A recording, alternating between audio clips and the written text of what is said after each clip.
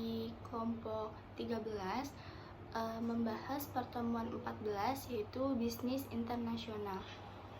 Definisi bisnis internasional. Pengertian bisnis internasional menurut Ball, M.K. Cole, Franz Jeringer Minor, bisnis yang kegiatannya melampaui batas negara. Definisi tersebut mencakup perdagangan internasional, pemakmuran di luar negeri, juga jasa berbagai bidang seperti transportasi, pariwisata, perbankan, periklanan, konstruksi, perdagangan eceran, perdagangan besar, dan komunikasi massa. Pengertian bisnis internasional menurut Charles W.H. Hill, perusahaan yang terlibat dalam perdagangan maupun investasi internasional. Pengertian bisnis internasional menurut Daniel Redbaugh dan Sullivan, semua transaksi komersial baik oleh swasta maupun pemerintah di antara dua negara atau lebih. Karakteristik yang membedakan bisnis internasional dan domestik adalah bisnis internasional melibatkan aktivitas yang melintas batas. Hal ini berarti menjalankan bisnis internasional lebih rumit karena 1. Negara-negara mempunyai ciri khas. 2. Masalah yang dihadapi lebih kompleks. 3. Bisnis internasional harus mampu bekerja dengan berbagai kendala perdagangan dan investasi yang ditetapkan sesuai pemerintah. 4. Transaksi internasional melibatkan perubahan mata uang. 5. Implikasinya, segala hal antar batas harus dipertimbangkan dalam semua keputusan dan aktivitas yang dijalankan perusahaan multinasional. Hakikat bisnis internasional. 1. Perdagangan internasional. Dalam perdagangan internasional yang merupakan transaksi antar negara dan biasanya dilakukan dengan cara tradisional, yaitu dengan cara ekspor dan impor.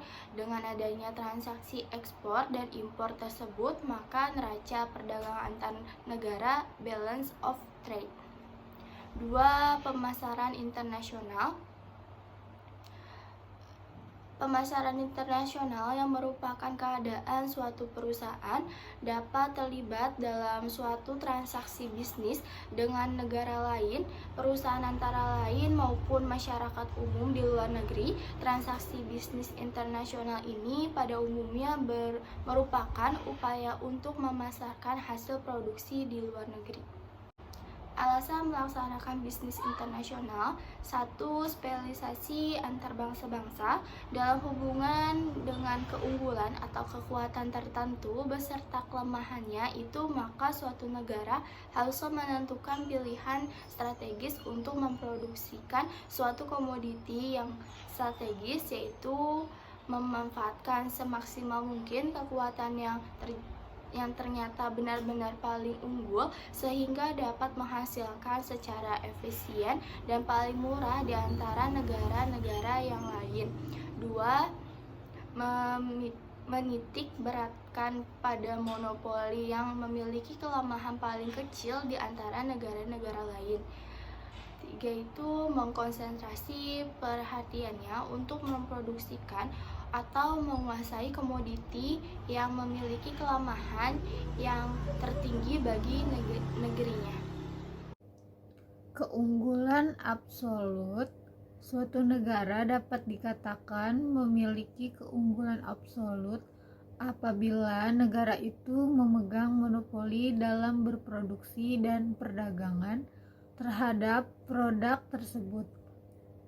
Hal ini akan dapat dicapai kalau tidak ada negara lain yang dapat menghasilkan produk tersebut, sehingga negara itu menjadi satu-satunya negara penghasil, yang pada umumnya disebabkan karena kondisi alam yang dimilikinya, misalnya hasil tambang, perkebunan, kehutanan, pertanian, dan sebagainya. Lalu keunggulan komparatif, yaitu konsep keunggulan komparatif ini merupakan konsep yang lebih realistik dan banyak terdapat dalam bisnis internasional, yaitu suatu keadaan di mana suatu negara memiliki kemampuan yang lebih tinggi untuk menawarkan produk tersebut dibandingkan dengan negara lain. Kemampuan yang lebih tinggi dalam menawarkan suatu produk itu dapat diwujudkan dalam berbagai bentuk, yaitu yang pertama ada ongkos atau harga penawaran yang lebih rendah, lalu mutu yang lebih unggul meskipun harganya lebih mahal. Yang ketiga, kontinuitas penyediaan atau supply yang lebih baik. Yang keempat, stabilitas hubungan bisnis maupun politik yang baik. Yang terakhir, tersedianya fasilitas menunjang yang lebih baik, misalnya fasilitas latihan maupun transportasi. 2. Pertimbangan pengembangan bisnis. Perusahaan yang sudah bergerak di bidang tertentu dalam suatu bisnis di dalam negara seringkali lalu mencoba untuk mengembangkan pasarnya ke luar negeri. Hal ini akan menimbulkan beberapa pertimbangan yang mendorong mengapa suatu perusahaan melaksanakan atau terjun ke bisnis internasional tersebut. Yang pertama, memanfaatkan kapasitas mesin yang masih menganggur yang dimiliki oleh suatu perusahaan.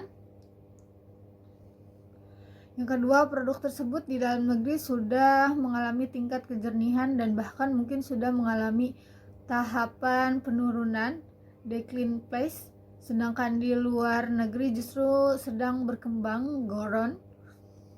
Lalu persaingan yang terjadi di dalam negeri kadang justru lebih tajam ketimbang persaingan terhadap produk tersebut di luar negeri.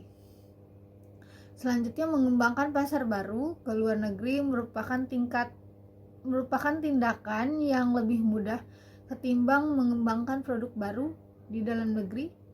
Selanjutnya, potensi pasar internasional pada umumnya jauh lebih luas ketimbang pasar domestik.